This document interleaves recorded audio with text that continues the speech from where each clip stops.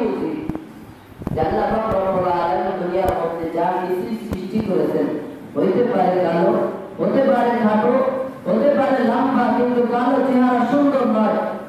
কিন্তু আল্লাহ পাক রব্বুল আলামিন দুনিয়ার মধ্যে যা কিছু সৃষ্টি করেছেন তার মধ্যে সবচেয়ে বড় সৌন্দর্য দিয়ে, সবচেয়ে বড় সুন্দরময় চেহারা দিয়ে আল্লাহ পাক রব্বুল আলামিন এই মানব জাতিকে সৃষ্টি করেছেন। সুবহানাল্লাহ।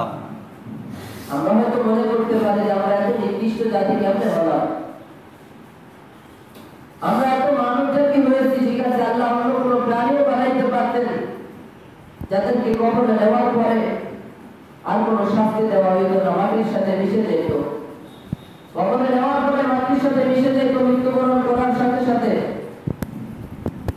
আল্লাহ পাক আমাদেরকে মানব জাতি না বানিয়ে অন্য জাতি বানাই দিতে পারতেন, কিন্তু আল্লাহ মানুষ কেন বানাইলেন? আল্লাহ